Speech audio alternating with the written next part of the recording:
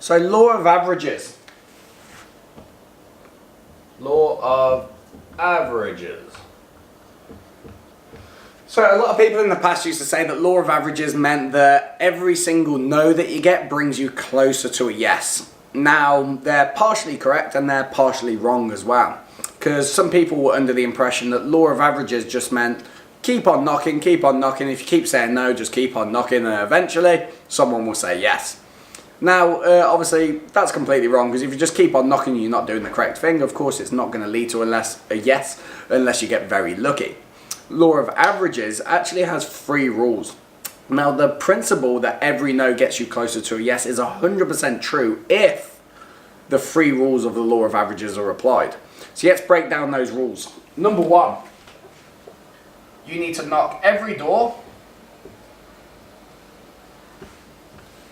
with the same enthusiasm as the first door and the same urgency as the last door.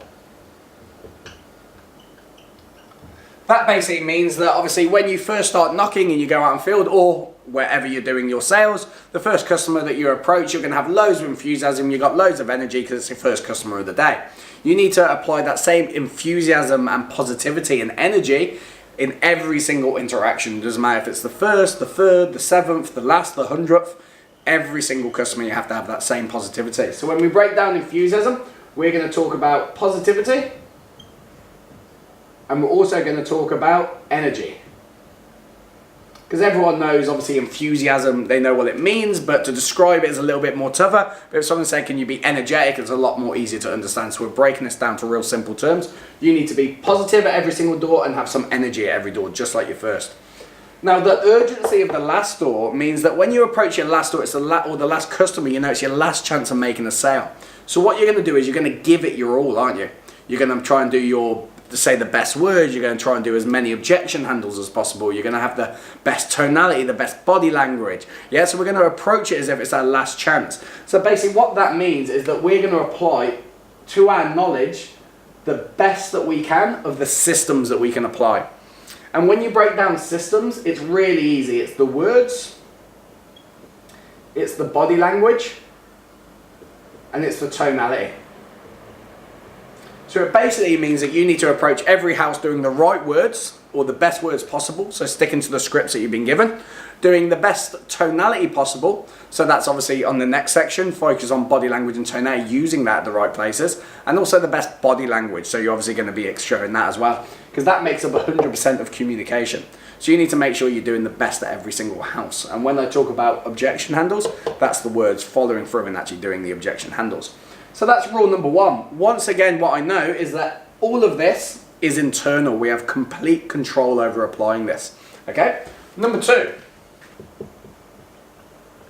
Knock as many houses, customers, many houses as possible. This is obvious. If you approach more customers, if you talk to more people, not more houses, you're going to get more customers, which is more chance of someone saying yes. If you're obviously trying to close 10 sales from 10 people, a lot harder than trying to close 10 sales from 100 people. It's pretty obvious. So this rule, once again, is all about your work rate. I always try and make sure my guys are knocking 80 to 100 houses and 2 to 3 laps. Now, of course, there are days when I go out and about, and because you're talking to so many customers and getting such good interactions that you don't get round to 80 to 100 houses or 2 to 3 laps. But you're trying to get to as many as possible. That doesn't mean that every single day you're going to get to this, but you're going to try your very hardest. It means that you're not going to mess around on your phone, you're not going to take breaks, you're not going to be downhearted. Doesn't mean you're going to skip out houses. You're obviously going to get to as many houses as you can and increase that law of averages and make as much conversations as possible. Cool. And number 3 is always believe and apply no matter what your score.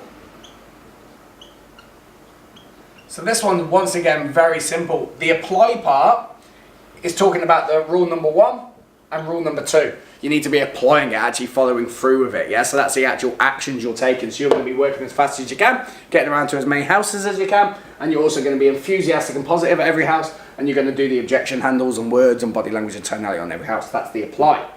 But it's the believe part, okay? Because we have to understand that once you believe that you're going to make sales, you actually get this internal indifference. Now, we're going to talk about indifference in our gift section, but a lot of people teach indifference thinking it's about being laid back and chilled. Hey, how's it going? That isn't indifference. That's showing that you're someone that doesn't give a shit. Having indifference is a shrug. It's saying chance, opportunity, words like that. Or, in opposed to the belief, is having that such internal belief that you just know you're going to make 2 to 4 sales that day plus, that you just don't care. That you don't have to worry about it. You don't go out going, oh, I wonder how many I'm going to get. Or I wonder if I get a sale, shall I say. Instead, you're going, cool, I wonder how many I'm going to get today. I know I'm going to get 2 to 4 plus. I wonder how many I'll finish on. You just know you're going to make sales. Once you know that, you have this internal confidence that just oozes out. And it comes from your belief. Because if you believe you're going to make sales, what happens is no matter what your score, whether you're on 0 or 10, you know you're going to make more sales. Your actions will have this confidence and this certainty behind them. If your actions has confidence and certainty behind them, your results are of course going to be a lot better, correct? And if your results are a lot better, they're going to reconfirm your belief that I knew I could do this. If we view that in a negative way, if you believe you're not going to make any sales, and no matter what your score, so say you believe you're going to make sales at the beginning of the day, your actions are really good and your results, obviously you just haven't got a sale yet, but the results and your interactions are really good. But they're just those no customers, your sales a little bit later on in the day.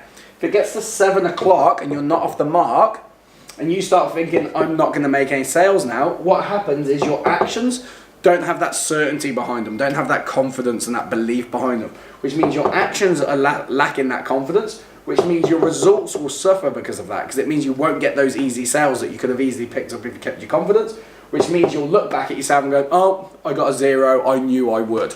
Yeah, and that just confirms that belief. If I'm not off the mark by 7 o'clock, or I can't sell in high dem, can't sell in low dem, can't do this, that, and the other. It's just a belief that's made up. Once you have your belief, your actions will follow that, your results will follow that, and that will reconfirm your belief. So have that belief. I've done this for 5 years now.